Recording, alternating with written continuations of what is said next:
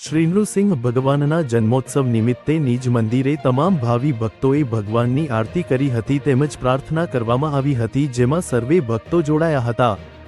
જન્મોત્સવ પ્રસંગે કવાટ નગરમાં ભગવાન શ્રી નૃસિંહની ભવ્ય શોભાયાત્રાનો નિજ મંદિરથી પ્રસ્થાન થયું। શોભાયાત્રામાં નગરજનો સ્વયંભૂ જોડાયા અને ડીજેના તાલે નાચતા ગાતા ઉત્સાહથી શોભાયાત્રા નગરમાં ફરી હતી।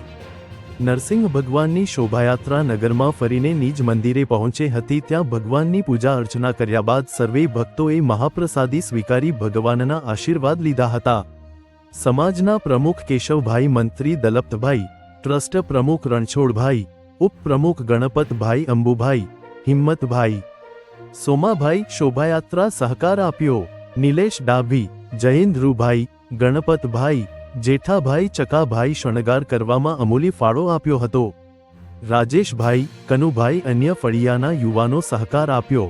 રાજુભાઈ તરફથી બુંદી પ્રસાદ, અમૃતભાઈ તરફથી પાણીના જગ, ભીખુભાઈ તરફથી છાશ વિતરણ કરવામાં આવ્યું। રાજેશભાઈ, કનુભાઈ, અન્ય ફળિયાના યુવાનો સહકાર આપ્યો।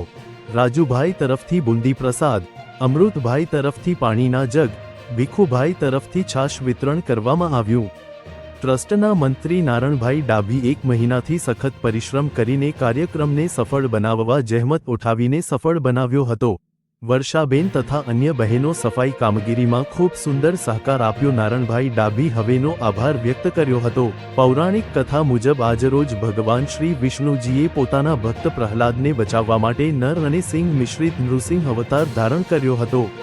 કથા મુજબ હિરણ્યા કશ્યપ નામનો રાજા જે વિષ્ણુ ભગવાનનો કરતા દુશ્મન હતો અને તેના રાજ્યમાં વિષ્ણુ ભગવાનની પૂજા કરવા પર પ્રતિબંધ લગાડેલ હતો। આજ રોજ વૈશાખ સુદ 13ને મંગળવાર તારીખ 21 મે 2024ના રોજ જન્મોત્સવ ઉજવાયો। સંપાદન નટવરભાઈ, નટુભાઈ પરમાર, પ્રકોપ ન્યૂઝ, છોટાઉદેપુર।